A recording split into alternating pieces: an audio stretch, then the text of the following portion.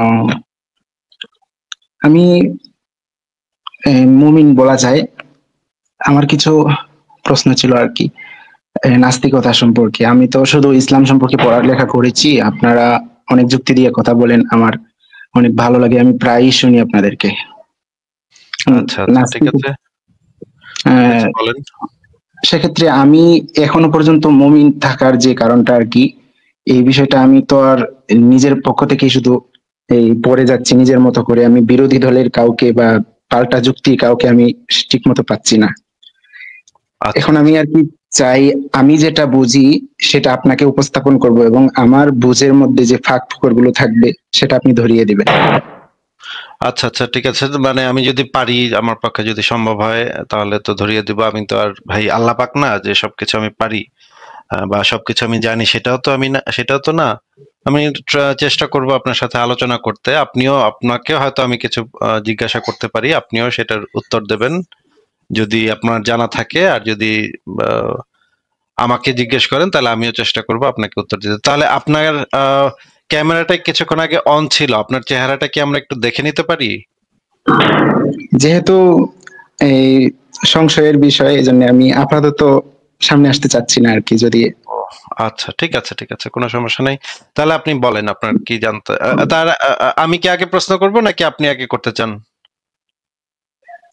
আমি আমার প্রশ্নটা বলি। আমার প্রশ্ন আচ্ছা, হলো, ঠিক আছে, বলেন। আমি তো ইসলামকে শুধু শুধু ইসলাম নিয়ে আমি পড়াশোনা করেছি, এই জন্য ইসলামের দুর্বলতাগুলো যাদের কাছ থেকে শিখেছি তারা তো আমাকে আর এগুলো উপস্থাপন করেনি, আমারও তেমন প্রশ্ন জাগেনি। আপনাদের লাইভ গুলো শুনে আমার কিছু প্রশ্ন জাগে, তারপর আমার ভিতরে যে একটা বিশ্বাস ঢুকিয়ে দেওয়া হয়েছে সেটা থেকে আমি নিজে একটা উত্তর বের করে ফেলি যে না, ইসলামটাই সত্য।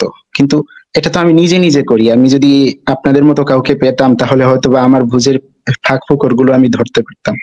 সেটা থেকে আর কি আপনার সঙ্গে লাইভে যুক্ত হওয়ার একটা পেরেছি, ইচ্ছা। বুঝতে পেরেছি, কোনো সমস্যা নেই, বলেন আপনি। কিন্তু তার আগে কি আপনি একটা ছোট প্রশ্নের উত্তর দিয়ে নিবেন যে আপনি কেন ইসলামে বিশ্বাস করেন? কারণ এই প্রশ্নটা ইম্পর্টেন্ট জানা, জি জি। যে আপনি কেন জি ইসলামে বিশ্বাস করেন। এটা না জি। জানলে তো আলোচনাটা আসলে আমি উত্তর দিতে গেলেও হয়তো ঠিকভাবে উত্তর দিতে পারবো না। আপনার ইসলামে বিশ্বাস করার মৌলিক কারণটা কি, সেটা একটু বলেন। আম, সর্বপ্রথম তো ছোটবেলা থেকে বাবা মা এই ইসলামকে ভালোবাসে বা মুসলমান, আমাকে মাদ্রাসায় পড়ালেখা করতে দিচ্ছে। তো আমি যখন ধরেন আপনার জন্ম কিছুটা যদি ধরেন আপনার জন্ম যদি একটা হিন্দু পরিবারে হইতো, এবং আপনাকে যদি একটা ইয়েসে পাঠাইতো, হিন্দুদের যে স্কুল আছে সেই স্কুলে পাঠাইতো, সেখানে আপনাকে যদি হিন্দু ধর্মের কেতাবাদি পড়ানো হইতো, আপনার দাদা দাদি, নানা নানি, চাচা চাচি, ফুপা ফুপি, শিক্ষক, এরা সবাই যদি হিন্দু হইতো, তাইলে তো আপনাকে ছোটবেলা থেকে হিন্দু ধর্মের ওই যে মূর্তি পূজা টুজা, মা কালী, শিব, কৃষ্ণ, এগুলাই শেখানো হইতো, তাই না? এগুলোই শেখানো হতো, কিন্তু আমার বর্তমানে মনে হচ্ছে এগুলো নোংরামো, কেবলই নোংরামো। কোনটা নোংরামি? হিন্দুদের যা হয় সেটাই। কিন্তু যেমন হিন্দু একটা ধর্মের পরিবারে যদি আপনি ছোটবেলায় সেই পরিবেশে বড় হইতেন, তাইলে তখন আপনার মুসলমানদের কাজকর্ম নোংরামি মনে হইতো। মনে হইতো হিন্দু ধর্মের বিধানাদি খুবই ভালো, মুসলমানরা কত নোংরা, ওরা গরু খায়, ওরা হচ্ছে গিয়ে নামাজ পড়ে, ওরা হচ্ছে গিয়ে ওরা ওগো আল্লাহরে দেহনি যায় না, কি একটা মানে অদৃশ্য আল্লাহ, সেটারে মাথা পাছাটা উঁচা কইরা মাথাটা নাকটার মাটির সাথে লাগায় ঘষে, ওরা কি রকমের বেকুব। হ্যাঁ, ওরা কিরকমের অশিক্ষিত মূর্খ, পাছাটা উঁচা দিয়ে আসমানের দিকে খাড়া করে রাখে, কিরকম করে সিজদা এসব করে, সি সি সি, এগুলা ওরা বলতো। ইসলাম। আপনি যেরকম, আপনি যেমন এখন ওদেরকে নিয়ে আপনার ওদের মানে কাজকর্ম আপনার কাছে হাস্যকর লাগতেছে। মানে একটা মানুষ তো, মনে করেন আপনি তো বাংলাদেশে থাকেন, তাই না? না না, আমি ইজিপ্টে আছি, এই নিরাপদ অবস্থানে বাংলাদেশে তো আছি। জন্ম, বাংলাদেশে তো জন্ম আপনার, তাই না? জন্ম বাংলাদেশে, হ্যাঁ জি জি। তো বাংলাদেশে জন্ম আপনার, চাইনিজ লোকদের কথা শুনলে একটু হাসি লাগে, হা হা, ওরা কেমনে কথা কয়, চ্যাং চ্যাং প্যাং প্যাং প্যাং পুং প্যাং প্যাং চ্যাং চুং চ্যাং, এটা একটু আপনার জি হাসি জি। লাগে, তাই না? বা মানুষ জি। মনে হয় হায় হায় ওরা কেমনে কথা কইতেছে, দেখা ভাই, ওরা কে চ্যাং চুং প্যাং প্যাং কি কয় কি কয় কিছু বুঝি না, চ্যাং চ্যাং করে খালি। আবার চাইনিজ একজন মানুষের কাছে আপনার কথা মনে হইতেছে, আরে এই বেকুবে কেমনে কথা কয়, এই বাংলায় কথা কয়, এটা কেমন বেকুব, বাংলায় কেমনে এরকম করে, এটা কেমন কথা। হ্যাঁ, খেয়েছো, করেছো, গেছো, এরকম করে। তো ভাই মানে কারণ হচ্ছে গিয়ে একজন চাইনিজ মানুষ চায়নায় বড় হইছে, ওদের সংস্কৃতি, ওদের মানে বেড়ে ওঠা, ওদের পরিবেশ পরিস্থিতি সমস্ত কিছু ওদেরকে এটা কি স্বাভাবিক ধরে নিতে শিখেছে। আপনি ছোটবেলা থেকে যে জিনিসটা দেখা দেখা বড় হয়েছেন সেটা আপনার কাছে স্বাভাবিক মনে হবে, এবং অন্য আরেকজন মানুষের কাছে তার জিনিসটা স্বাভাবিক মনে হবে। যেমন আপনার কাছে বৃষ্টি পড়া, আপনি যদি বাংলাদেশে থাকেন, বৃষ্টি পড়া আপনার কাছে খুবই স্বাভাবিক, এবং মানে গরম আপনার কাছে খুবই স্বাভাবিক। কিন্তু একটা শীতের দেশের মানুষের কাছে আবার বরফ পড়া, এই যে মানে স্নোফল হয় না, তুষার পরে, তুষারপাত হয়, সেটা তার কাছে খুবই স্বাভাবিক। ক্রিসমাসের সময় ওরা দেখে যে সারা শহর বরফে সাদা হয়ে ঢেকে গেছে, এটা ওদের কাছে স্বাভাবিক। ওদের কাছে ওইটা মনে হয় এটা এরকমই তো হওয়ার কথা। আপনার কাছে মনে, আপনি আবার এটা দেখলে বলবেন হায় হায় এটা আবার কেমন জিনিস রে ভাই, সব জিনিস সাদা হয়ে গেছে, তুষারে সব সাদা হয়ে গেছে। এইটা তো নির্ভর করে প্রত্যেকটা মানুষ যে পরিবেশে বেড়ে উঠছে, যেটাকে দেখে দেখে অভ্যস্ত তারা, সেই জিনিসটা তার কাছে স্বাভাবিক মনে হয়। এবং অন্য আরেকটা জিনিস দেখলে যেটা তার কাছে মানে সে সাধারণত দেখে না, তার পরিবেশে সাধারণত অ্যাভেলেবল না, তখন তার কাছে মনে হয় ওই জিনিসটা উদ্ভট, ওইটা কেমন করতেছে ওরা, হায় হায় এটাকে কি করে ওরা, নাকি ভাই? জি জি, কিন্তু আহ, আমি বর্তমানে এমন একটা অবস্থানে আছি হিন্দু যে ব্যক্তির কাছে তো আপনার ধর্মটা মনে হইতো যে কি হাস্যকর সমস্ত কুসংস্কার, আপনার কাছে জি জি যেরকম হিন্দুদের ধর্মটা হাস্যকর কুসংস্কার মনে হয়। যেমন ধরেন আপনি যদি শুনেন যে হিন্দু একটা দেবতা আছে যেটার নাম গণেশ, যেটার মাথাটা আবার হাতির, আবার পেটটা আবার বড়, ওইটার আবার পূজা করে, হা হা হা, কি হাস্যকর ভাই, অশিক্ষিত মূর্খ হিন্দুরা এই একটা মানে হাতির মাথা আলা একটা মানে দেবতা, ওইটার আবার পূজা করে, হা হা হা, কি মজা। জি ভাই, আবার আমি এসব আবার কিছু বুঝতে পারছি। আবার জি আবার একজন হিন্দুর কাছে ওরা আবার খুব, আরে মুসলমানগণ নবী তো এত বিয়া করছে, তো পুরা বাচ্চা মেয়ে বিয়া করছে, তো মানে খুবই লম্পট ছিল, নবী তো খুবই লম্পট ছিল, সে মুসলমানরা ওই লম্পট নবীর রে নিয়ে মাতামাতি করে, কি একটা হাস্যকর অবস্থা দেখেন। ওদের কাছে আপনার ধর্মটা হইবে হাস্যকর, আপনার কাছে ওদের ধর্মটা হইবে হাস্যকর। এটাই মানে মানে যেই পরিবেশে মানুষ বড় হয় সেই পরিবেশের একটা প্রভাব মানুষের ভিতরে থাকে। তো আপনাকে জি আমি জিজ্ঞেস করেছিলাম যে আপনার মানে ইসলাম বিশ্বাস করার মৌলিক কারণটা কি, আপনি বলেন আপনি ছোটবেলায় মুসলিম পরিবারে বড় হয়েছেন, বেড়ে উঠছেন। না, এইটা তো আমার প্রশ্ন কিন্তু শেষ ছিল না, আমার প্রশ্ন মাত্র শুরু করেছিলাম, মানে আমি এখনো পর্যন্ত কেন মুসলমান সেটা আমি বলিনি এখনো। ও আচ্ছা, ঠিক আছে, বলেন, এরপরে বলেন। তো ছোটবেলা থেকে যেহেতু আমি মাদ্রাসা পরিবেশে বা মাদ্রাসায় লেখাপড়া করেছি, তার কারণে আমি কোরআন সম্পর্কে কিছু লেখাপড়া আমার হয়েছে। তারপর যখন আমি অনলাইনে আসলাম বা মোবাইল সাধারণত আমাদের কওমি মাদ্রাসায় দেওয়া হয় না, তারপর দেখলাম যে ইসলাম শুধু একমাত্র সত্য, সেটা সত্য নয়, সবাই সেটাকে মানছে না। বিশেষ করে আপনাদের যে এই লাইভ গুলো, এসব দেখে আমার মনে হলো যে ইসলামকেও প্রশ্নবিদ্ধ করা যায়।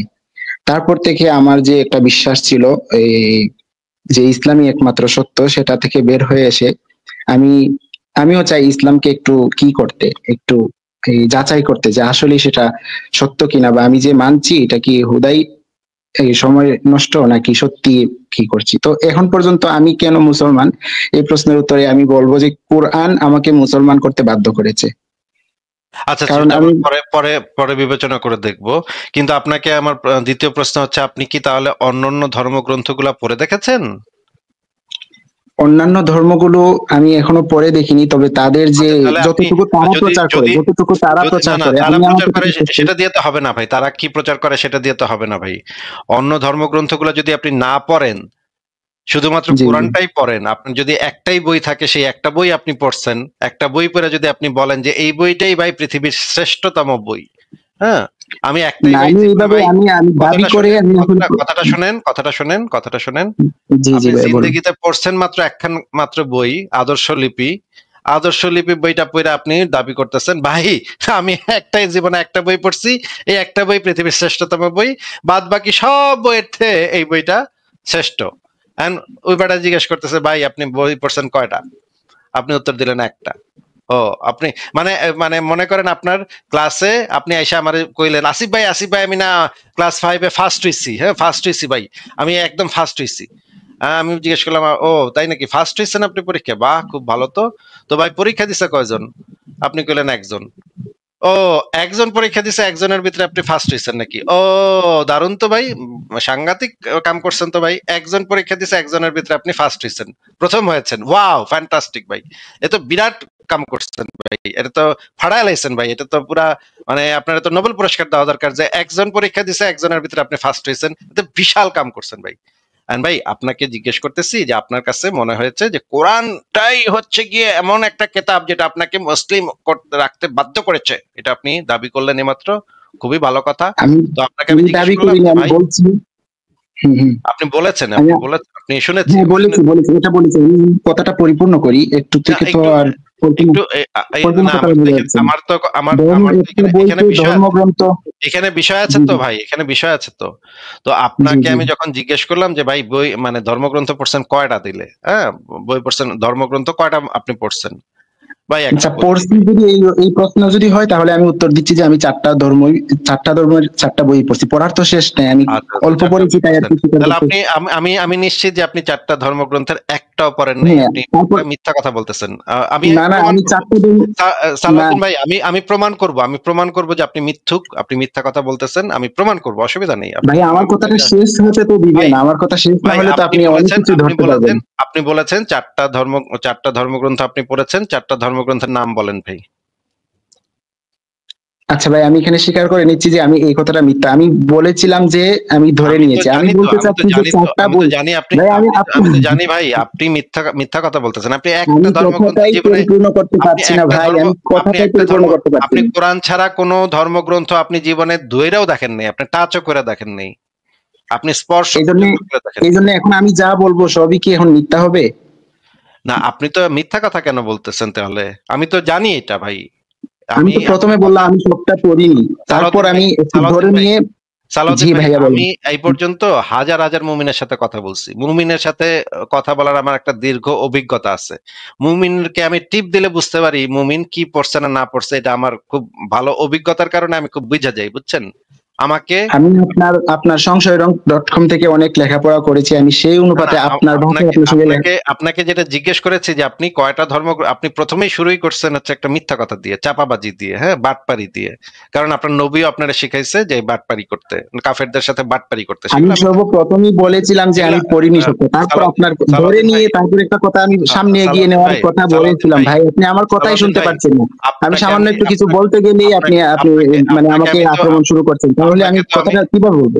আপনাকে তো আমি জিজ্ঞেস করব যে আপনি অন্তত একটু হইলেও পড়ছেন কিনা, সেটাও আপনি পড়েন নাই, সেটাও আমি এখন প্রমাণ করব যে আপনি কি সেটা বাইবেলের, প্রমাণ করার দরকার নেই, আমি বাইবেল স্বীকার করছি বাইবেল যে আমি আমি বাইবেল বলি, কি আমি করে? অন্য সব বই আমি পড়েছি কিনা সেটা, আমি শুধু কোরআন পড়েছি। কোরআন কেন মিথ্যা সেটা তো আপনি অবশ্যই প্রমাণ করতে পারবেন, তাই না? না না না না, কোরআন পড়েছেন শুধুমাত্র, আপনি আমি বলেছেন যে অন্য সবগুলোকে আমি মিথ্যা মনে করি, কারণ আপনার কাছ থেকে আমি দেখছি আপনি অন্যান্য ধর্মগ্রন্থ গুলোকে যেভাবে মিথ্যা বলেছেন সেটা আপনার কাছ থেকে আমি মেনে না না নিয়েছি, না, কিন্তু ইসলামের ভিতরে আপনাকে যেটা আপনি তো বলেছেন বলেছেন, সেটা আমি আপনি এখনো তো পর্যন্ত বলেছেন যে মেনে নিতে পারছি না, এই জন্য আপনার আপনি কাছে তো আমার বলে প্রশ্ন। আপনি তো সুতরাং আপনি বলেছেন, কি মিথ্যা বলেছেন? এইগুলো যে মিথ্যা, আপনি সেটা কি আপনি মিথ্যা বলেছেন? আপনি বলেছেন যে আপনি চারটা ধর্মগ্রন্থ পড়েছেন, একটু আগে বলেছিলেন, জি, এখন আমি আবার আপনি এই কথাটা মিথ্যা এখন আপনি বলেছি, আমি স্বীকার স্বীকার করে করতেছেন। নিচ্ছি, কিন্তু আমি সামনে আগাতে চাচ্ছি, আমি কথার কি এখন একটা মাঝখানে কথা। ভাই আবার, ভাই আপনার কথা শুনলাম তো, এখন আমাকে কথা বলতে দেন, আপনার কথা তো জি শুনলাম জি তো ভাই, কথা বলতে জি দেন, বলুন। এখন একটু থামেন, জি বলুন। মিউট জি করুন বলুন। নিজেকে, দরকার হলে নিজেকে মিউট করেন। আপনি প্রথমে বললেন যে আপনি মানে একটা মুসলিম পরিবারে জন্মগ্রহণ করছেন, তারপর আপনি যাচাই করে দেখছেন এবং কোরআনটাই নাকি আপনাকে মুসলিম রাখতে বাধ্য করছে। তো যাচাই করে দেখতে তো অন্য ধর্মগ্রন্থগুলো পড়তে হয়। তখন আমি জিজ্ঞেস করলাম আর কি কি পড়ছেন, তখন আপনি বললেন যে চারটা ধর্মগ্রন্থ আপনি পড়ছেন। কিন্তু পরে যখন আমি আপনাকে ধরলাম তখন বোঝা গেল যে আপনি একটা ধর্মগ্রন্থ জীবনে কোনোদিন টাচও করে দেখেন নাই, অন্য কোনো ধর্মগ্রন্থ জীবনে স্পর্শ পর্যন্ত আপনি করেন নাই, একদম টাচও করেন নাই। কিন্তু আপনি জাইনা গেছেন যে কোরআনটাই একমাত্র সত্য কিতাব।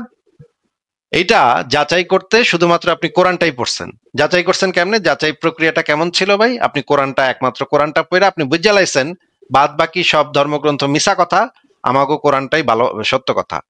এইটা হইতেছে, আমি একটু আগে আপনার যে গল্পটা বললাম, যে যোগটা বললাম, একের যোগটার সাথে একদম হুবহু মিলে গেছে। যে আপনি আইসা বলতেছেন আসিফ ভাই ক্লাস 5-এ আমি ফার্স্ট হইছি ভাই, ফার্স্ট হইছি।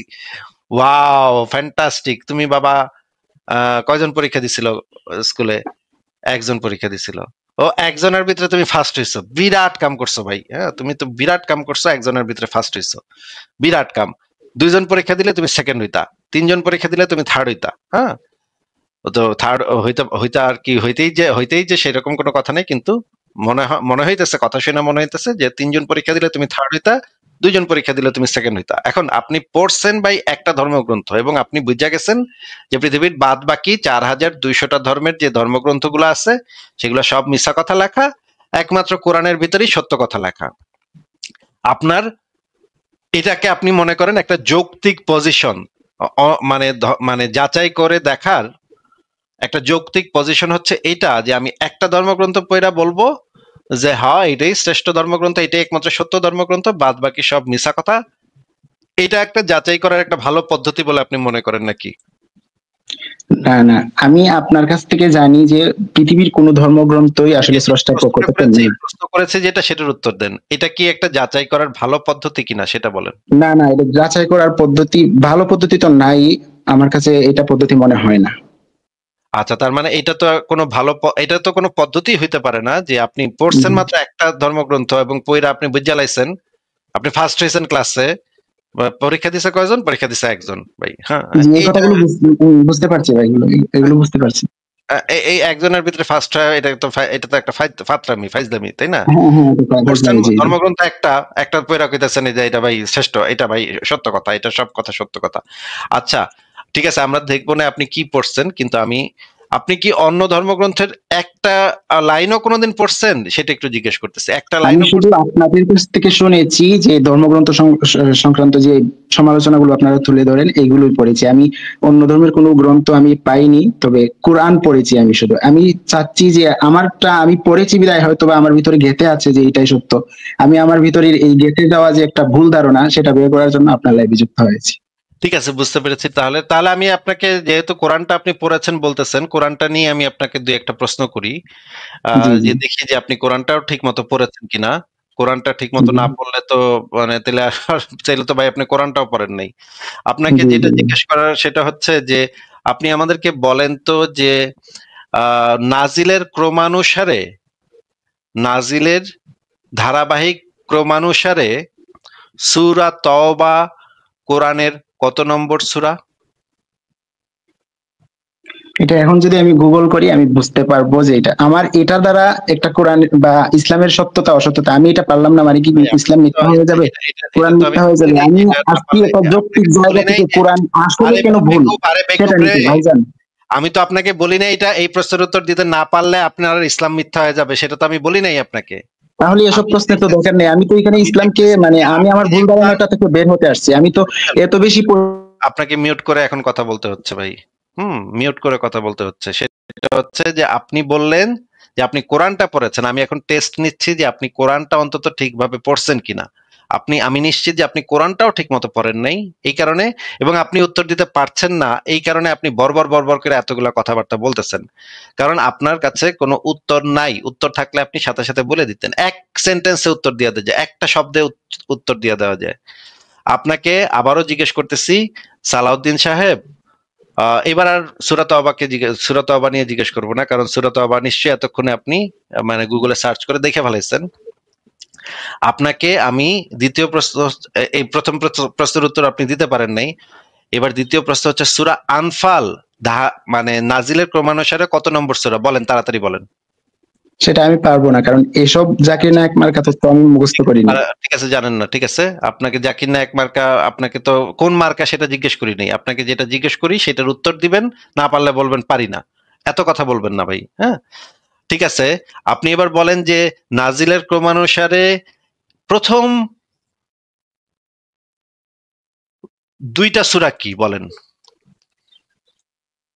আমি শুধু একটার কথা জানি, সূরা আলাকের প্রথম 5 আয়াত নাজিল হয়েছিল, তারপর কি নাজিল হয়েছে এটা তো সবাই জানে ভাই, এটা বাচ্চা কথা। মানে আমি কোরআনকে আমি কোরআনকে এমসিকিউ প্রশ্নের উত্তরের মতো আসলে পড়িনি, আমি এটাকে অনুভব করতে চেয়েছি এবং কোরআন যে অনুভব মানে আপনি নিজেকে করেনই প্রমাণ নাই, করার জন্য যেগুলো, করেনি, আপনি বুঝেনই নাই, কিছু অনুভব করবেন কই থেকে ভাই? আপনি তো বুঝেনি এই তো সেটাই তো ধারাবাহিকতা। আমি যে ভুল বুঝে আবারও আছি কথার আমি। আবারও কথার মাঝখানে কথা বলতেছে। আপনি যে যদি ধারাবাহিকতাই না বুঝেন, কোরআনের ধারাবাহিকতাই না বুঝেন, কোনটার পরে কোনটা আয়াত নাজিল হয়েছে, তাহলে তো আপনি নাসেক মানসুকই বুঝবেন না। নাসেক মানসুক না বুঝলে তো আপনি কোরআনের কিছুই বুঝবেন না ভাই। একটা কিচ্ছু বুঝবেন না আপনি নাসেক মানসুক না বুঝবে। নাসেক মানসুকের বিধান যদি আপনি না বুঝেন, তাহলে কোরআনের আপনি ইয়াটাও বুঝবেন না, বালটাও বুঝবেন না আপনি। আচ্ছা ঠিক আছে, আপনি আপনি কোরআনটাও ঠিকভাবে পড়েননি। আপনি এখন আমাদেরকে বলেন তো যে কোরআনে ১১৪টা সূরার ভিতরে ১১৩টা সূরার আগে বিসমিল্লাহ আছে, শুধুমাত্র সূরা তওবার আগে বিসমিল্লাহ নাই। কেন নাই সেটা একটু বলেন। এটাতে অনেক মানে রাগত স্বরে রাগ করে আল্লাহ অনেক কথা বলছেন, তো রাগের আগে আল্লাহ রাগ যেহেতু রাগ করে বিসমিল্লাহর মধ্যে রহমান রাগ করে রহিম বা অন্য দয়ালু, সূরাও আছে, রাগ করে অন্য সূরাও আছে। এই রাগের কারণে কিন্তু এইটা, বিসমিল্লাহ বলা যাবে না এরকম কোন বিধান ইসলামে নাই। না না, এইটার শুরুতেই রাগ, এই জন্য এখানে না বিসমিল্লাহ বলা যাবে না, না। আর এটা আরেকটা উত্তর আছে, এই ধরনের উদ্ভট আরেকটা কথা উত্তর কোনো আছে। মুহাদ্দিস বলে নাই, কোনো তাফসীর কারক বলে নাই যে এটা রাগের কারণে এটা বিসমিল্লাহ দেয় নাই। এটা কোনো আচ্ছা, কোনো আরেকটা উত্তর আছে যে এটা কারক নাই। আগের সূরার অংশ, এটা এই জন্য এখানে কি করা হয়নি আগের সূরা, আগের এর সূরার আগে অংশ যে সূরা, হইলে ও দুটো একসাথে ছিল না কেন? সেটা আমি জানি না, আমাদেরকে এই দুইটা উত্তর জানানো হয়েছে, উস্তাদরা ওমা বলেছেন, আমি ওমা এতটুকু জানি। ওমা, আগের সূরার অংশ হইলে তো দুইটা মানে এইটা এই অংশটা আগের সূরাটার সাথে থাকতো, এটা আলাদা করে দিছে কেন? সেটা আমি বলতে পারবো না, তবে তাহলে তো আপনি কিছুই তো জানেন না ভাই, তাহলে তো কোরআনও আপনি ভালো করে পড়েন নাই। তো কোরআন কার থেকে পড়ছেন? এইগুলো তো ভাই বিশ্বাসকে দৃঢ় বা কি করার জন্য, দুর্বল করার জন্য এই যে আপনি তথ্যগুলো দিচ্ছেন, এগুলো তো গুগল তথ্য, এগুলো তো সত্য মিথ্যা যাচাই করার কোনো মাধ্যম না। গুগল তথ্য মানে এই জিনিসগুলা তো ইম্পর্টেন্ট জিনিস, যেগুলা মানে কোরআনের আয়াতের কনটেক্সট বোঝার জন্য এগুলো অত্যন্ত গুরুত্বপূর্ণ ব্যাপার।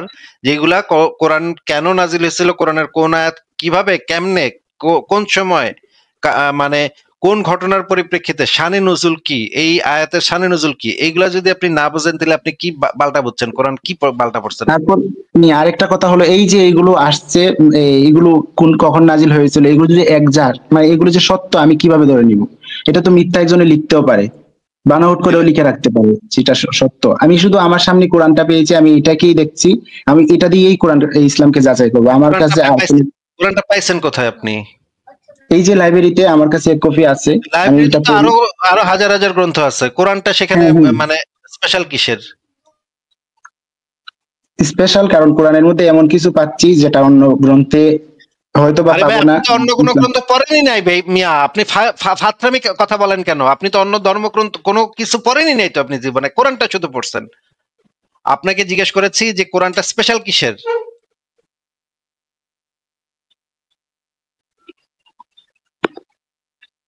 কারণ কোরআন শুনতে অনেক ভালো লাগে, কোরআনের মধ্যে পড়লে অনেক এই, আরে তারপর এটা বিজ্ঞানের তো অনেক তথ্য হিন্দুর পাওয়া কাছে যায়। তো ভগবত গীতা শুনতে ভালো লাগে।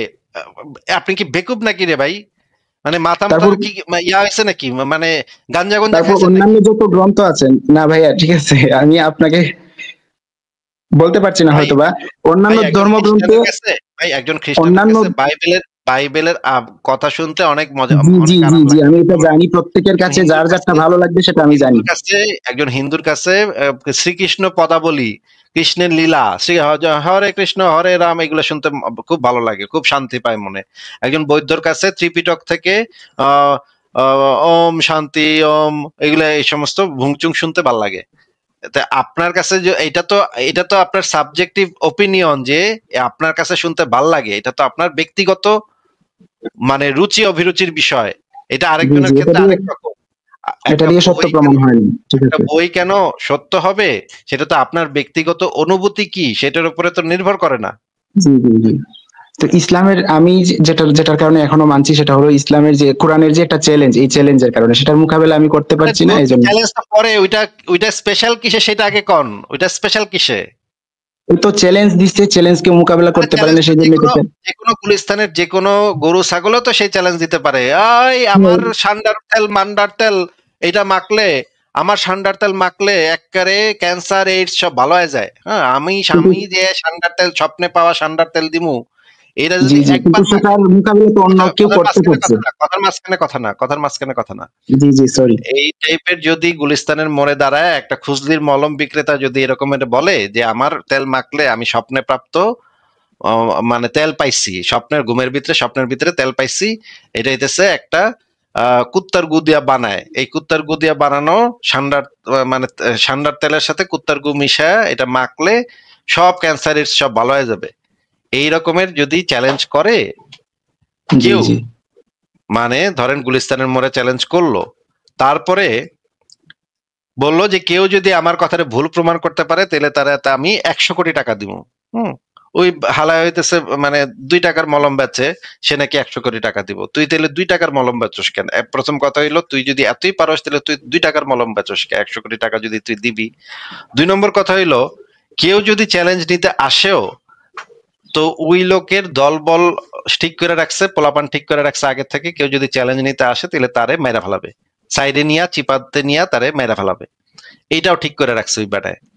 এখন এরপরে সে চিল্লাইতেছে 100 কোটি টাকার চ্যালেঞ্জ, 100 কোটি টাকার চ্যালেঞ্জ। আরে বেটা তুই 100 কোটি টাকা তোর কাছে আছে নাকি সেটাকে ক, তোর কাছে তোর নাই।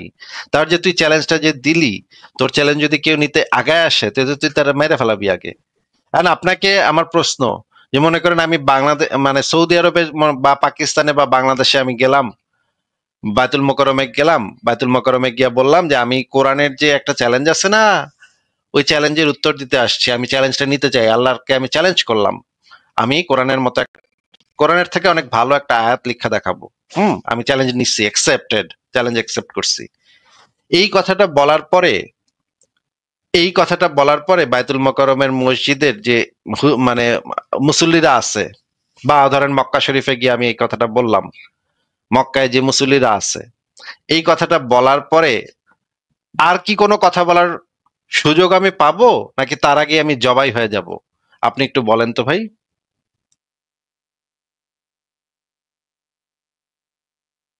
সালাউদ্দিন ভাই, আমি কি আর কিছু বলার সুযোগ পাবো, না তখন ততক্ষণে আমার জবাই করে নিয়ে যাবে মানছে মুসল্লিরা, হুজুররা? বলেন। সালাউদ্দিন সাইদ ভাই, আপনাকে জিজ্ঞেস করছি, কথা বলেন। আপনার কথা শোনা যাচ্ছে না সালাউদ্দিন ভাই। জি জি, আমি কথা বলছি। জি, আমি এখন কথা শোনা বলছি। যাচ্ছে, এখন শোনা যাচ্ছে, আবার বলেন, আবার প্রশ্নের উত্তর দেন যে আমি কি জান নিয়ে ফেরত আসতে পারবো? পারবেন না, কারণ আচ্ছা, ওরা অনেক হিংস্র। কিন্তু বর্তমানে আপনি আচ্ছা, আপনার 2 নম্বর, অবস্থান থেকে 2 যদি নম্বর একটা কথা, পোস্ট করেন তাহলে 2 নম্বর মিনিটের কথা, ভিতরে ভাইরাল হয়ে 2 যাবে। নম্বর কথা। যে আরে রাখেন তো ভাই, রাখেন তো ভাই, 2 নম্বর কথা। ঠিক আছে, ধরলাম যে আমি ওইখানে মুসলমানদের ওইখানে গিয়া তো আমি এটা বলতেই পারবো না, বলার আগে তো আমার কাট করে আমার কল্লাটা ফালাই দিবে, ক্যাচাত করে আমার কল্লাটা ওইখানেই শেষ, আমার জি কাইটা জি কুইটা টুকরা টুকরা করে নিয়ে যাবে, নিয়ে গিয়া হয়তো তেহারি বানা খায়ও ফালাইতে পারে আমার মাংস দিয়া। জি তো যাই হোক, ওইটা বুঝলাম যে আমার মেরা ফেলবে ওইখানে। ঠিক আছে, মনে করেন আমি লিখলাম, আমি ফেসবুকে লিখলাম যে এই যে কোরআনের থেকে ভালো একটা আয়াত আমি লিখলাম। হুম, কোরআনে যেটা আয়াত লেখছে তার থেকে আমার আয়াতটা ভালো হয়েছে। এখন এই আয়াতের পরেই তো বলা আছে, কোরআনের এই আয়াতের পরেই তো বলা আছে যে এইটা কখনোই কারো পক্ষে সম্ভব হবে না। এই কোরআনের এই আয়াতে বলা আছে না যে এটা কেউ পারবে না, কখনোই কেউ জি পারবে না। জি জি, ওয়ালাংতা আচ্ছা, ফালো, তাহলে তোমরা সেটা করতে পারবে না। হ্যাঁ, তাহলে আপনি তো একজন মুমিন হিসেবে বিশ্বাস করেন যে এটা কখনোই কেউ পারবে না, নাকি? আমি এখনো মনে করেন আমি বর্তমানে আরে সংশয়ের স্থানে আশ্চর্য, আছি। আশ্চর্য, আশ্চর্য! আপনি একজন মুমিন হিসেবে, একজন মুমিন মুসলমান হিসেবে তো আপনি এটা বিশ্বাস করেন যে এটা কখনো কারো পক্ষে সম্ভবই না। কারণ এইটা যদি বিশ্বাস না করেন তাহলে তো আপনার ইমানই নাই, তাহলে তো আপনি কাফের হয়ে গেছেন অলরেডি। জি জি, কেউ একজন চ্যালেঞ্জটার মোকাবেলা করার আর আগ পর্যন্ত বা পূর্ব পর্যন্ত তো আমার এটা বিশ্বাস করতে হবে। আমি এখনো বিশ্বাস করি, কারণ এখনো পর্যন্ত এটা মোকাবেলা কেউ না না করেনি। না, কেউ যদি চ্যালেঞ্জ মোকাবেলা করেও তখনও আপনার এটাই বিশ্বাস করতে হবে যে এটা কেউ কখনো পারবে না, কারণ একজন ইমানদার মুসলিম হিসেবে আপনার আল্লাহর প্রত্যেকটা কথা, প্রত্যেকটা শব্দকে জি জি পুঙ্খানুপুঙ্খভাবে, অন্ধভাবে, কোনো যুক্তি প্রমাণ ব্যতি রেখে, কোনো যুক্তি প্রমাণের মানে অপেক্ষা না করে আপনার অন্ধভাবে, কঠিনভাবে বিশ্বাস করতে হবে আল্লাহ যেই কথাটা বলছে সেটা একদম সত্য কথা। এইটার কোনো অন্যথায় হইতেই পারে না, হওয়া সম্ভবই না। এইটা একজন মুমিনের আহ মানে মৌলিক একটা স্ট্যান্ড, মৌলিক একটা অবস্থান। একজন মুমিন মুসলমান সবসময় এমন হবে যে আল্লাহর প্রত্যেকটা শব্দ প্রত্যেকটা কথা সত্য, এইটা আপনার মানতেই হবে, নাহলে তো আপনি মুমিনই না ভাই। আপনি তো জি জি। এখন পর্যন্ত তো মুমিন নাকি? এখন পর্যন্ত মুমিন বলতে একটা দোদুল্য মনে আছি আর কি, আমি কোন আমার দিকে মনে যাবো হয় না সেটা আপনি, পাচ্ছি না। আমার মনে হয় না আপনি দোদুল্যমানে আছেন, আপনি মুমিনই আছেন। তো আপনি তো এটা বিশ্বাস করেন যে এইটা কেউ করতে পারবে না, তাই না? জি। আচ্ছা, আমি মনে করেন একটা কিন্তু লেখায় আমি নোট দেখেন। কেউ যদি করে আমি সেটা যাচাই করে দেখবো যে সত্যি হলো কিনা। আচ্ছা না, আপনি যাচাইও করে দেখবেন না, কারণ যাচাই করার আগেই আপনি সিদ্ধান্ত নিয়ে বসে আছেন। না আমি দেখবো, আমি আপনাকে কথা দিচ্ছি যে আমি দেখবো। না, আপনি দেখবেন, আপনার দেখা আপনার পক্ষে সম্ভব না তো, কারণ আপনি তো একজন মুমিন ভাই। আচ্ছা, না আমার পক্ষে আহ, সম্ভব। আমি আপনাকে একটা আয়াত লিখে দিচ্ছি, আমি একটা জিনিস দেখাচ্ছি আমাকে।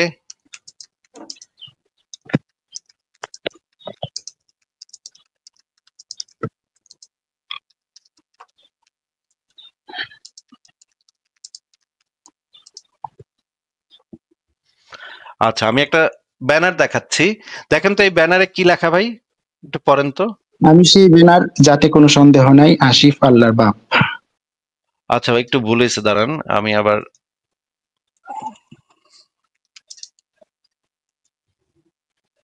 আচ্ছা আবার একটু পড়েন তো ভাই। এই সেই বেনার, যাতে কোনো সন্দেহ নাই আসিফ আল্লাহর বাপ। আচ্ছা, তাহলে এই ব্যানারের উপরে লেখা যে এই সেই ব্যানার যাতে কোনো সন্দেহ নাই আসিফ হইতেছে আল্লাহর বাপ নাকি?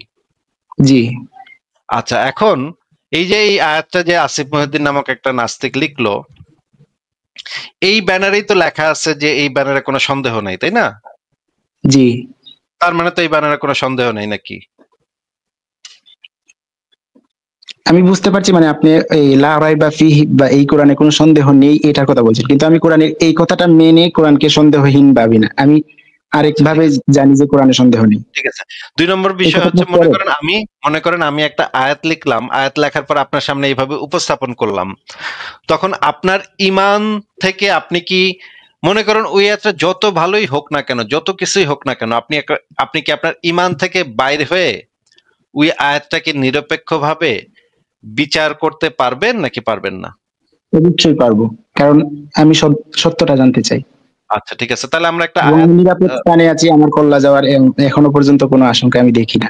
আচ্ছা তাহলে আমরা একটা আয়াত বের করি কোরআনের, এবং দেখি আমরা একটা তার থেকে একটা ভালো আয়াত আমরা লিখতে পারি নাকি, সেটা আমরা একটু জি। দেখি।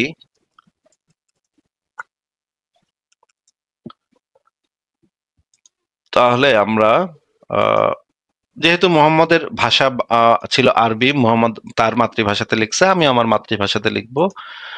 আমি তো আর মোহাম্মদের ভাষাতে লিখবো না। মোহাম্মদের কাছে যেহেতু কোরআনটা তার মাতৃভাষাতে নাজিল হয়েছিল, আমি আমার মাতৃভাষাতে লিখবো। তো এইটা হচ্ছে ৯৮ নম্বর সূরার ৬ নম্বর আয়াত, দেখা যাচ্ছে ভাই স্ক্রিনে? আমি মোবাইল থেকে যুক্ত হয়েছি, আমি এত আচ্ছা, আমি ভালো একটু করে বড় দেখতে করে পাচ্ছি। দিচ্ছি।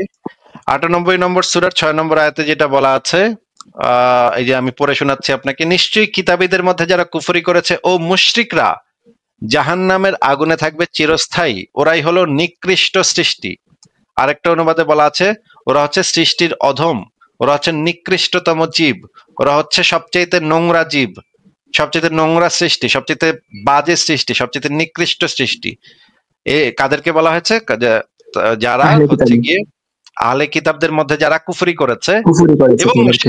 এবং মুশরিক মানে মুশরিকরাও, হিন্দু বৌদ্ধরাও, হিন্দুরা বৌদ্ধরা তো আসি, এবং সেটার সাথে আছে আহলে কিতাবদের মধ্যে যারা কুফরি করেছে তাদের কথা।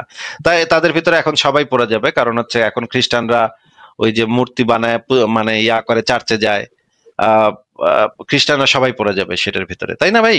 খ্রিস্টানরা জি তো জি। এখন চার্চের ভিতরে মরিয়মের মূর্তি থাকে, যিশুর মূর্তি থাকে, তাহলে তো ওরা সবাই ওখানে পড়ে গেছে, তাই না? জি।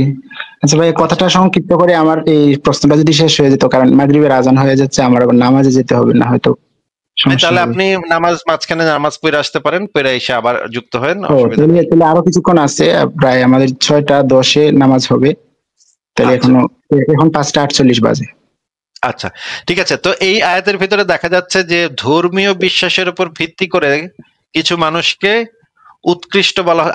আরো অন্য আয়াতে বলা আছে যে মুসলমানরা হচ্ছে সবচেয়ে শ্রেষ্ঠ, এরকমের অনেকগুলো আয়াত আছে, মুসলমানদেরকে সবচেয়ে শ্রেষ্ঠ বলা হয়েছে। তো এইখানে আমরা দেখতে পাচ্ছি আল্লাহ পাক ধর্মীয় বিশ্বাসের উপর ভিত্তি করে মানুষের মধ্যে ভাগ করছে, বিভাজন করছে।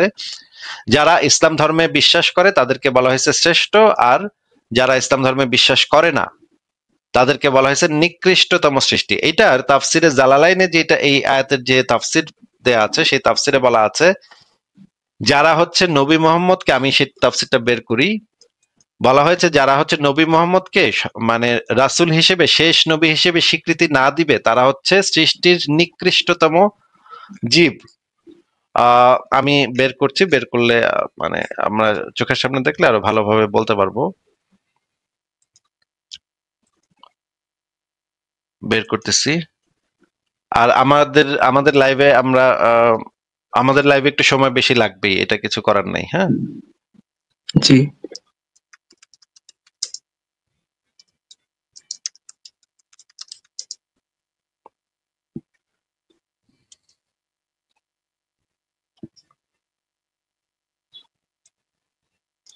আচ্ছা দাঁড়ান একটু।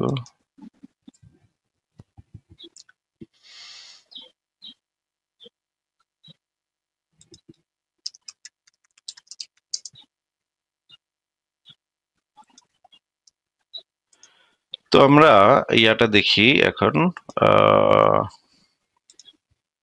আল্লাহ এই যে এই আয়াতের যে তাফসিরটা, সেই তাফসিরে আল্লাহ মানে তাফসির কারকগণ এই আয়াতটাকে কিভাবে ব্যাখ্যা করেছে সেই জিনিসটা আমরা একটু দেখি। দেখেন, এটা হচ্ছে তাফসিরে জালালাইন, দেখা যাচ্ছে স্ক্রিনে? জি জি, দেখতে পাচ্ছি। তাফসিরে জালালাইন 7ম খণ্ড, পৃষ্ঠা নম্বর 538। সেখানে যেটা বলা আছে, নিশ্চয়ই যারা কুফরি করেছে আহলে কিতাবদের মধ্য হতে এবং মুশরিকগণ জাহান্নামে হবে, তথায় তারা চিরকাল থাকবে। অর্থাৎ তারা চিরকালের জন্য জাহান্নামী হওয়া আল্লাহর পক্ষ থেকে নির্ধারণ করে দেওয়া হয়েছে, এরাই নিকৃষ্টতম সৃষ্টি। আচ্ছা, নিচে এটার ব্যাখ্যাতে কি বলা আছে, ব্যাখ্যাটা কি আপনি একটু পড়বেন ভাই? এখানে কি লেখা আছে দেখা যায়? দেখতে পাচ্ছি না, তবে আপনি বললে আমি বুঝতে পারবো, কারণ এগুলো আমি পরেই মাদ্রাসা শেষ করেছি। আচ্ছা আচ্ছা, তাহলে আমি পড়ে শোনাচ্ছি। আহলে কিতাবগণের মধ্যে হতে যারা কুফরি করেছে এবং যারা মুশরিক তারা চিরকালের জন্য জাহান্নামী হবে, তারা নিকৃষ্টতম জীব। এখানে কুফর অর্থ হযরত মুহাম্মদকে আল্লাহর শেষ নবী হিসেবে মেনে নিতে অস্বীকার করা। আল্লাহর সৃষ্টিতে তাদের অপেক্ষা নিকৃষ্ট আর কোনো সৃষ্টি নেই, এমনকি জন্তু জানোয়ার অপেক্ষাও তারা নিকৃষ্ট, কেননা বিবেক বুদ্ধির অধিকারী হয়ে এ সত্য দিনকে অমান্য করেছে। তার মানে তারা কুত্তা বিলাই শিয়াল শকুনের থেকেও তো তারা নিকৃষ্ট নাকি? একজন মুসলমানের চোখে একজন কাফের হচ্ছে, যে কুফরি করেছে, সে হচ্ছে কুত্তা বিলাই শিয়াল শকুন, মানে উকুন, মানে ময়লার পোকা, এদের থেকেও নিকৃষ্ট নাকি ভাই? এটাই তো বলা আছে। আচ্ছা, তাহলে আমি এখন একটা আয়াত বলতেছি, সেই আয়াতটা হচ্ছে, আমার আয়াতটা শোনেন।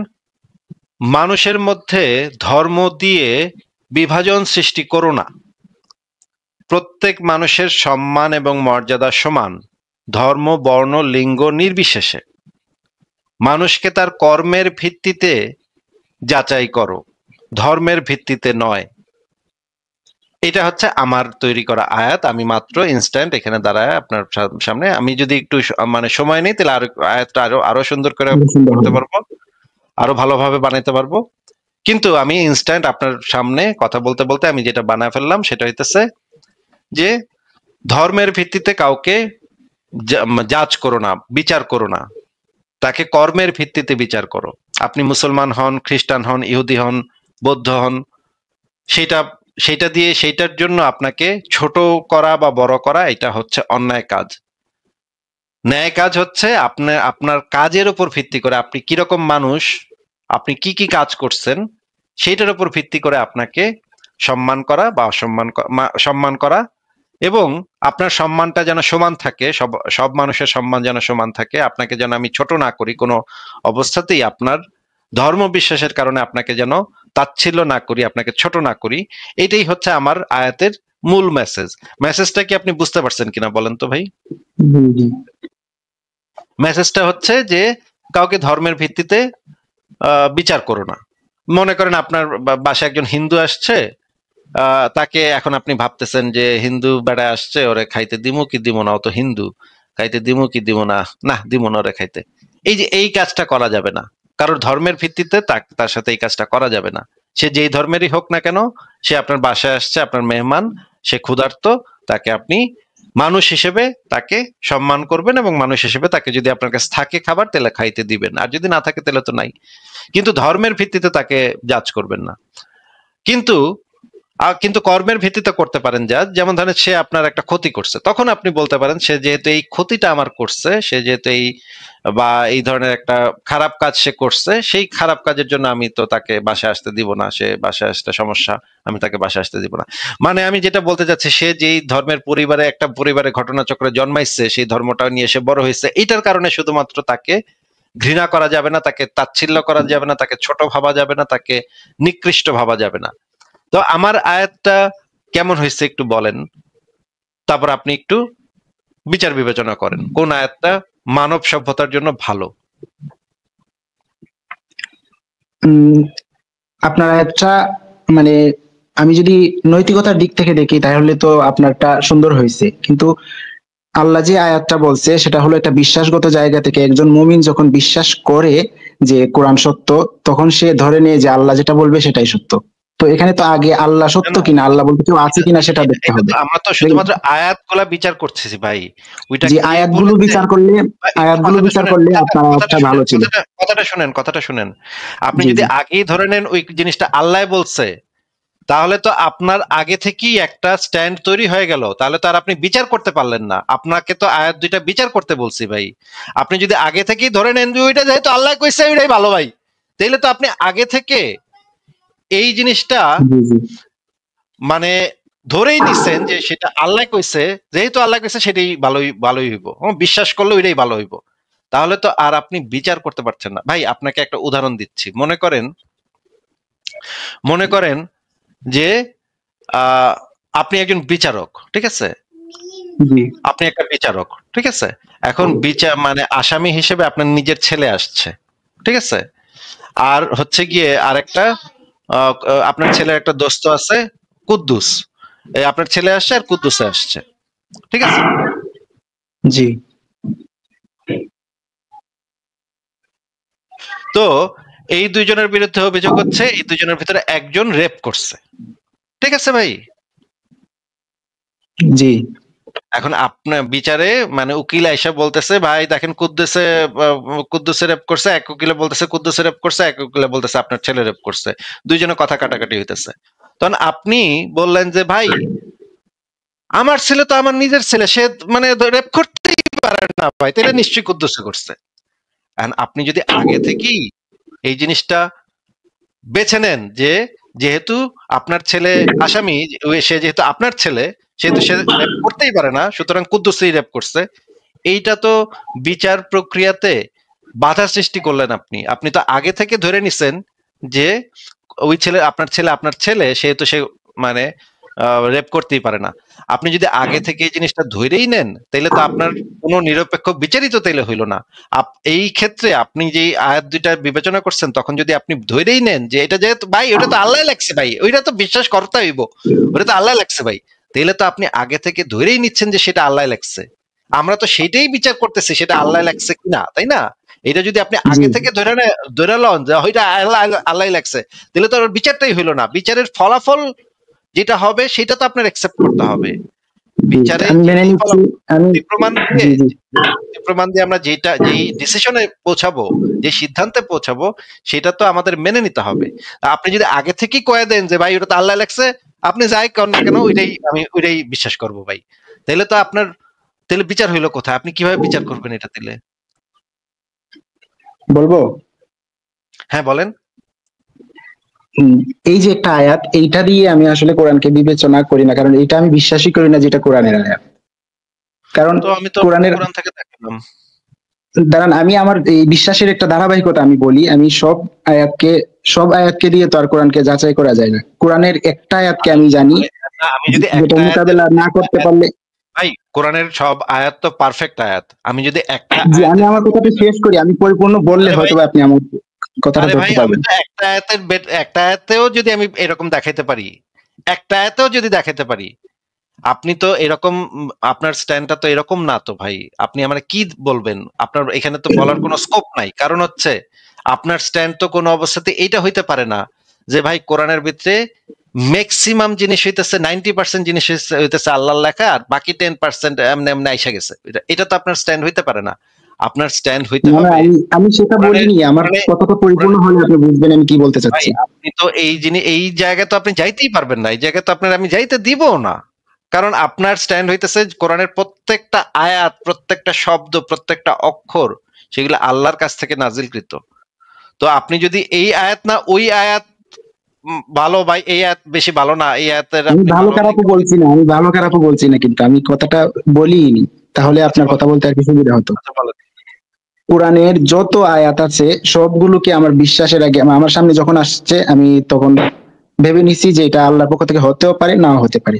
তো এটা সত্যি আল্লাহর পক্ষ থেকে কিনা এই জন্য আমি একটা যাচাই করছি। পড়তে পড়তে যখন আমার কাছে ওই আয়াতটা আসছে যে যদি মনে করো যে এটা মানুষের আয়াত, আমি সর্বপ্রথম ভেবে নিয়েছি যে এটা মানুষের বানানো। তখন কোরআন যখন বললো যে যদি মনে করো এই সবগুলো মানুষের বানানো, তাহলে তুমিও একজন মানুষ, আমার মতো একটা বানিয়ে দেখাও। যখন বানাতে পারলাম না তখন আমি মেনে নিলাম যে এটা আল্লাহর পক্ষ থেকে। এখন আল্লাহর পক্ষ থেকে যাই আসুক আমার বিশ্বাস আমার এই মাথায় না ধরলেও সেটা সত্য, কারণ আমি সৃষ্টি হয়ে তার চেয়ে ভালো বুঝবো না। ভাই এগুলাকে বলা হয় আর্গুমেন্ট ফ্রম ইগনোরেন্স। হ্যাঁ, না আপনি না, হয়তো এগুলো জানেন আর্গুমেন্ট না। ফ্রম ইগনোরেন্স না, আমি আপনার এটা পড়ছি, এটা এমনকি এই সংশয়.com এখনো আমার সামনে আছে। ভাই এইগুলা মানে খুবই ফালতু কথাবার্তা আপনাদের মাদ্রাসাতে ফালতু কথা নিশ্চয়ই না, আমি দেখছি, আমি আপনার এখান থেকে একটা উদাহরণ আহ, করে শোনাচ্ছি। কথাটা শেষ করতে দেন। আপনার কথা তো আমি শুনলাম তো মন দিয়ে। আমি কথা বলতে গেলে আপনি বারবার কথা বলেন ভাই। আপনার কথা আমি না মন ভাই, দিয়ে আমি শুনলাম চুপ না। থাকার চেষ্টা করি, এই জন্য দুঃখিত। আচ্ছা, এখন একটু শোনেন। এটাকে বলা হয়, এটা হচ্ছে ক্লাসিক্যাল, একদম ক্লাসিক উদাহরণ অফ আর্গুমেন্ট ফ্রম ইগনোরেন্স, যে আমি ভাই আমার যুক্তি ভাই মাথায় ঢুকে না ভাই, তাহলে ওইটাই ভালো। হ্যাঁ, এগুলো একদম যুক্তির এখন এখন একদম মানে মা বাপ এক করে দিতেছেন আপনি, ঠিক আছে? আপনাকে যেটা বলতেছি সেটা হচ্ছে যে আমি যদি কোরআনের একটা আয়াতের থেকেও ভালো আয়াত বলতে পারি, তাহলে তো কোরআনের ওই একটা আয়াত থেকেও যদি আমি ভালো আয়াত বলতে পারি, তাহলে তো একটা আয়াত থেকে তো আমি ভালো আয়াত কইছি নাকি? জি, এরপরে ভালোর বিষয়টা যেটা আপনার কাছে যেটা ভালো এটা আমার কাছে খারাপ হতেও পারে। না, আমি তো সেজন্য এই জন্য আমি আপনাকে কিভাবে জিজ্ঞেস করেছি, নির্বাচন করব, আমি কিভাবে আমি তো এই জন্য নির্বাচন জিজ্ঞেস করব যে করেছি এটা ভালো ছিল? আমি তো এই জন্য জিজ্ঞেস করেছি যে এই আমার আয়াতটা সমস্ত মানব সভ্যতার জন্য ভালো কিনা। আমি যখন জিজ্ঞেস করেছিলাম আপনি বোধহয় আমার প্রশ্ন ঠিকভাবে শুনেন না ভাই, এই কারণে আপনি গড়গড়ায় উত্তর দেন কিন্তু আপনি না প্রশ্ন না না, শুনেন না। আমি আপনার তখনই আপনাকে আমার একটু দৃষ্টিকোণ থেকে একটু বর্তমানে আগে, ভালো ছিল, কিন্তু ভাই কোনটা আপনাকে ভালো আবার কোনটা। বড় ক্লিয়ার করে দিচ্ছি। আমি তখনই আপনাকে জিজ্ঞেস করেছিলাম যে এইটা কোন আয়াতটা সমস্ত মানব সভ্যতার জন্য ভালো। আমি আপনাকে একবারও জিজ্ঞেস করি নাই কলিমুদ্দিনের জন্য কোনটা ভালো, আক্কাসের জন্য কোনটা ভালো, সগিরুদ্দিনের জন্য কোনটা ভালো। এইগুলা হচ্ছে সাবজেক্টিভ ওপিনিয়ন, মানে ব্যক্তিগত মতামত। যেরকম আমি আপনাকে বিচার প্রক্রিয়াতে আপনাকে বুঝাইলাম যে বিচারকের যদি ওই আসামি যদি বিচারকের নিজের পোলা হয়, সে কইব ভাই আমার পোলায় ভাই রেপ করতেই পারে না ভাই, আমার পোলা রেপ করতেই পারে না ভাই, আমার পোলা অনেক ভালো ভাই, আমি ছোটকাল থেকে পোলারে মানুষ করছি ভাই, আমার পোলা রেপ করতেই পারে না, হইতেই পারে না ভাই, ও অসম্ভব। কারণ প্রত্যেক বাপের কাছেই পোলা হইতেছে ভালো, কিন্তু এইটা হইতেছে সাবজেক্টিভ ওপিনিয়ন। আর কোর্টের ভিতরে যখন যুক্তি প্রমাণের সাপেক্ষে যখন একটা জিনিস প্রমাণিত হয়, তখন সেটা হচ্ছে অবজেক্টিভ একটা ব্যাপার, অবজেক্টিভ একটা রায়। এই বিচারের রায় সবসময় দিতে হয় অবজেক্টিভলি। মানে হচ্ছে কোনো ব্যক্তিগত রাগ, ক্ষোভ, ভালো লাগা, মন্দ লাগা এগুলোর উপরে উঠে সবার জন্য কোনটা, সকলের জন্য কোনটা ভালো, সবার জন্য কোনটা সঠিক, সেইটা বিবেচনা করাটাই হচ্ছে নিরপেক্ষতা। এই কারণেই আপনার কাছে কোনটা ভাই আমার কাছে তো ওইটা ভাল লাগতেছে ভাই, আপনার কাছে ওইটা ভাল লাগলো হইব, আমার কাছে তো ভাই ওইটা ভাল লাগতেছে ভাই। এটা তো কার কাছে কোনটা ভাল লাগতেছে সেটা তো আপনাকে আমি জিজ্ঞেসই করি নাই। আপনাকে আমি এই জন্য প্রশ্নটাই করেছিলাম যে কোন আয়াতটা সবার জন্য ভালো, সমস্ত মানব জাতির জন্য ভালো। আমার আয়াতটা সমস্ত মানব জাতির জন্য ভালো, নাকি কোরআনের আয়াতটা সমস্ত মানব জাতির জন্য ভালো? আবারও আমি প্রশ্ন করতেছি, আবারও আপনি একটু উত্তর দেন, কোন আয়াতটা সমস্ত মানব জাতির জন্য কল্যাণকর, ভালো, নৈতিক, আর কোন আয়াতটা সমস্ত মানব জাতির জন্য কল্যাণকর না, নৈতিক না? এবার আবার উত্তর দেন। উত্তরটা দেওয়ার আগে একটু কথা ছিল, না, উত্তরটা দিব আমি। আগে উত্তরটা দেন। আপনি একটু আগেই বলছেন যে আমার কাছে কোনটা ভালো সেটা ম্যাটার না, সুতরাং আমি যদি বলিও আপনারটা ভালো, তাহলে এটা কি ভালো হয়ে যাবে? সবার জন্য ভালো হয়ে যাবে? আমি কি কবে কথা বুঝে না? আপনার কাছে ভালো বলতে আমি যেটা বোঝাচ্ছি যে ব্যক্তিগতভাবে আপনি কোনটাতে লাভবান হইবেন, আপনার কাছে কোনটা ভাল লাগে সেইটা আমি জিজ্ঞেস করতেছি না। যুক্তি দিয়ে আপনি যখন চিন্তা করবেন তখন আপনি বুঝবেন যে কোন জিনিসটা সবার জন্য ভালো। আর অন্ধবিশ্বাস দিয়ে যখন চিন্তা করবেন তখন ভাববেন আমাকে আল্লাহ কইছে আল্লাহটাই ভালো ভাই। হ্যাঁ, বা ধরেন একজন হিন্দু কইবো ভাই আমাকে কৃষ্ণ কইছে ভাই কৃষ্ণটাই। মনে করেন হিন্দু ধর্মের কেতাবে মনে করেন, ধরেন তর্কের খাতিরে হিন্দু ধর্মের কেতাবে লেখা আছে মুসলমান গো পাছায় লাথি মারো। এটা হিন্দু ধর্মের, মনে করেন একটা ধর্মের কেতাবে লেখা আছে। এখন এটা এখন হিন্দু কইবো ভাই এটা তো আমাকে কাছে ভালো ভাই, আমাকে কাছে তো ভালো। কিন্তু এই জিনিসটা তো সমস্ত মানুষের জন্য ভালো না। এই জিনিসটা একজন মুসলমানের কাছে ভালো না, কারণ মুসলমান তো পাছায় লাথি খাইতেছে। এটা তো তার তো ক্ষতি হইতেছে এখানে। আমরা তো অবজেক্টিভলি মানে হচ্ছে সামগ্রিকভাবে সার্বিকভাবে বিচার বিবেচনা করলে আমরা দেখতে পাই, নিরপেক্ষভাবে বিচার বিবেচনা করলে আমরা দেখতে পাই এইটা মুসলমানদের জন্য অপমানজনক, মুসলমানদের জন্য নির্যাতন এটা একটা। তাহলে কিন্তু হিন্দু যদি কয় ভাই আমাকে কাছে তো ভালো ভাই, এটা আমাকে তো ভালোই লাগে ভাই, মুসলমানকে পাশায় একটা লাথি মারতে ভাই আমাকে তো ভালোই লাগে ভাই, আমার তো মজা লাগে ভাই, এটা তার কাছে ভালো নাকি তার কাছে মন্দ সেইটা জিজ্ঞেস করতেছি না, জিজ্ঞেস করতেছি সার্বিকভাবে সবার জন্য কোনটা ভালো। কেউ কারো পাশে লাথি মারবে না এটা ভালো, নাকি হিন্দুরা মুসলমানের পাশে লাথি মারবে সেটা ভালো? এই হিন্দু ব্যক্তিটা যখন তার অন্ধবিশ্বাস দিয়ে বিচার করবে তখন সে ভাববে যে মুসলমানকে পাশে লাথি মারাটাই ভালো। কিন্তু যখন সে নিরপেক্ষ জায়গাতে এসে সার্বিকভাবে সমস্ত মানুষের জন্য কোনটা ভালো সেটা বিচার করবে, তখন সে এইটাতে এগ্রি তার করতে হবে যে কারো পাশায় কেউ লাথি মারতে পারবে না, অহেতুক কারো পাশায় কেউ লাথি মারতে পারবে না, কারো ধর্মের উপর ভিত্তি করে কারো পাশে কেউ লাথি মারতে পারবে না, কারণ এটা একটা অন্যায়, এটা একটা নির্যাতন। যখন মানুষ নিরপেক্ষ জায়গাতে আসবে তখন এই নিরপেক্ষ অবস্থানটাই তার নিতে হবে, কারণ এটার পেছনেই আমরা যুক্তি পাই। এইটাই হচ্ছে যৌক্তিক অবস্থান। আর আগেরটা ছিল তার ব্যক্তিগত অন্ধবিশ্বাসের কারণে তার একটা অবস্থান। আপনাকে আমি জিজ্ঞেস করেছি যে আপনি বলেন কোন আয়াতটা নিরপেক্ষ জায়গা থেকে সবার জন্য ভালো, সেটা আবারও জিজ্ঞেস করতেছি, বলেন। আপনার আয়াতটাকে আমার দৃষ্টিকোণ থেকে ভালো মনে হচ্ছে, কিন্তু আপনি বলছেন আমার কাছে কোনটা ভালো সেটা ম্যাটার করেনি। ভাই রে, দেখছেন ভাই, এই মুমিনদের সাথে এই জন্য কথা বলতে একটা বিরক্তিকর। আপনার কাছে জিজ্ঞেস করেছি যে সমস্ত মানুষের জন্য ভালো কোনটা, সমস্ত মানুষের জন্য ভালো কোনটা। ভাই বেকুব নাকি ভাই? এতবার করে একটা কথা বলার পরেও, এতবার করে একটা কথা বলার পরে মাথায় ঢুকে না। আমি জিজ্ঞেস করেছি সমস্ত মানুষের জন্য কোন আয়াতটা ভালো, এবার বলেন। সমস্ত মানুষের জন্য আমার দৃষ্টিকোণ থেকে আপনারটাকেই ভালো মনে হচ্ছে, কিন্তু আপনি তো অন্য কথা বলছেন। কেন কেন ভালো মনে হচ্ছে? সেটার পেছনে যুক্তি কি? কারণ আমি দেখছি যে এই মারামারি কাটাকাটি হচ্ছে না, কিন্তু আমি একটা ভালো বললাম, এটা কি সবার জন্য ভালো হয়ে যাবে? সব মুসলমান তো এটা বলছেন। এই জন্যই তো জিজ্ঞেস করতেছি, যুক্তিটা জিজ্ঞেস করতেছি। যদি এরকম হয় যে পৃথিবীর এক একটা ধর্মে লেখা আছে তারাই শ্রেষ্ঠ, বাকিরা সব নোংরা কুত্তা বিলাই, এরকম যদি আমরা প্রত্যেকটা ধর্মে যদি এরকম কথা লেখা থাকে, হিন্দু ধর্মে যদি এরকম লেখা থাকে, হিন্দুরা মুসলমানদেরকে মনে করবে কুত্তা বিলাই, মুসলমানরা হিন্দুদেরকে মনে করবে কুত্তা বিলাই, আবার ইহুদিরা মুসলমানদেরকে মনে করবে কুত্তা বিলাই, মুসলমানরা ইহুদিদেরকে মনে করবে কুত্তা বিলাই। এরকমের যদি প্রত্যেকটা ধর্মের মানুষই যদি আরেক ধর্মের মানুষকে এরকমের কুত্তা বিলাই বইলা মনে করতে থাকে এবং নিকৃষ্ট জীব বইলা মনে করতে থাকে, তাহলে তো সারা পৃথিবীতে একটা অশান্তির সৃষ্টি হবে। এই জিনিসগুলা যুক্তি দিয়ে আমরা বিচার বিবেচনা করতে পারি, বিশ্লেষণ করতে পারি, বুঝতে পারি যে এই রকমের পরিস্থিতিতে আমরা এই রকমের একটা সমাজে আমরা কখনো বসবাস করতে চাই না, যেখানে এক ধর্মের লোক আরেক ধর্মের মানুষকে সারাক্ষণ ঘৃণা করবে, বিদ্বেষ পোষণ করবে, ছোট ভাববে, নিকৃষ্ট ভাববে। আমরা এরকমের একটা সমাজ কল্পনা করি, এরকমের একটা সমাজ আমরা চাই, যেই সমাজে প্রত্যেক মানুষের যার যার ধর্ম তার তার থাকবে এবং একজন আরেকজনকে সম্মান করবে, একজন মানুষ হিসেবে সম্মান করবে। এই রকমের একটা সমাজই আমরা চাই। এইটাই হচ্ছে একটা নিরপেক্ষ অবস্থান। এটা কি একটা নিরপেক্ষ অবস্থান না?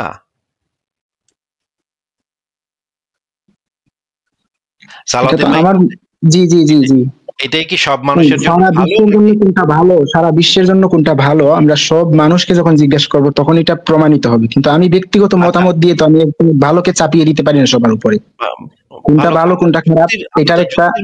আমরা তো যুক্তির মাধ্যমে সেখানে যাচ্ছি, চাপিয়ে কোথায় দিচ্ছি? আমরা তো যুক্তির মাধ্যমে এটা বুঝতে পারতেছি যে এটা সব মানুষের জন্য ভালো।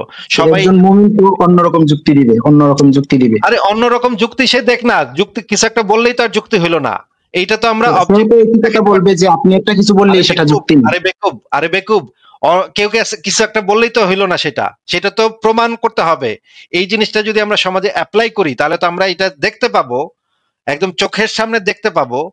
এই কোত্থেকে যা ভাই আসে যে এগুলা, এই চুনাহাগা মুমিন এক একটা, এইটা তো আমরা চোখের সামনে দেখতেই পাবো। এইটা তো আমরা প্র্যাকটিক্যালি ব্যবহার করে দেখতে পাবো।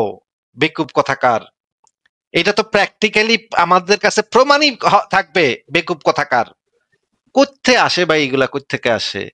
এটা তো প্র্যাকটিক্যালি আমাদের কাছে প্রমাণই থাকবে যদি এখানে আমরা 5 জন বিভিন্ন ধর্মের লোকরে দাঁড় করাই এবং ভাই তাদের আমার আজানের সময় হয়ে আরে গেছে। বেকুব কথাকার, বেকুব মুমিন কথাকার, মানে এত সুনাহাগা হয় মানুষ, এত সুনাহাগা হয় মানুষ, এটার তো প্র্যাকটিক্যাল প্রমাণ আছে। বেকুব কথাকার, এই 5 জন ব্যক্তি যদি এখানে দাঁড়ায় থাকে, 5 জন ব্যক্তিকে আমরা বিভিন্ন ধর্মের 5 ব্যক্তিকে আমরা আনলাম, 5 ব্যক্তিকে আইনা আমরা তাদেরকে বললাম যে হিন্দু বেটা, হিন্দু ধর্ম হইতেছে সবচেয়ে ভালো, মুসলমান হইতেছে, বাদ বাকি সব ধর্ম হইতেছে নিকৃষ্ট জীব। ইহুদিকে বললাম হিন্দু বাবা, ইহুদি বাবা, ইহুদিকে বললাম ইহুদি বাবা তোমার ধর্মটা হইতেছে বেস্ট, বাদ বাকি সব নিকৃষ্ট। মুসলমানকে বললাম মুসলমান বাবা তোমার ধর্মটা বেস্ট, বাদ বাকি সব নিকৃষ্ট। এইভাবে 5 জনকেই যদি আমরা বলি, তাহলে 5 জনের কাছ থেকে যদি এরপরে আমরা জিজ্ঞেস করি ভাই অন্য মানুষদের সম্পর্কে তোমার ধারণা কি, তারা তো বলবে যে হ্যাঁ ওরা সব নিকৃষ্ট, আমি হইতেছি বেস্ট, ওরা হইতেছে নিকৃষ্ট, আমি হইতেছি বেস্ট। এইটা তো প্র্যাকটিক্যালি প্রমাণই আমরা করতে পারলাম যে তারা এই যে গেছে গা, এক ধর্মের মানুষ আরেক ধর্মের মানুষকে ঘৃণা করতেছে। এটা তো প্র্যাকটিক্যাল প্রমাণ আছে আমাদের চোখের সামনে। বেকুব কথাকার, এটার কি, এটার জন্য কি আবার এটা কে কি বলেছে ভাই অমুক বললেই তো অমুক তো ওইটাও বলতে পারে? আরে এটা তো প্র্যাকটিক্যাল প্রমাণ দেখতে পাচ্ছি আমরা।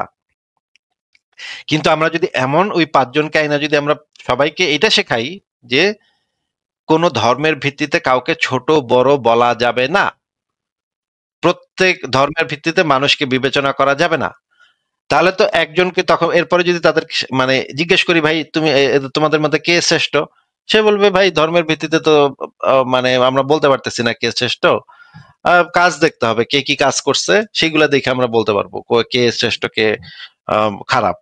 যে ভালো কাজ করবে সে ভালো, যে খারাপ কাজ, যদি মুসলমানও যদি খারাপ কাজ করে তাহলে মুসলমান খারাপ, আর মুসলমান যদি ভালো কাজ করে মুসলমান ভালো।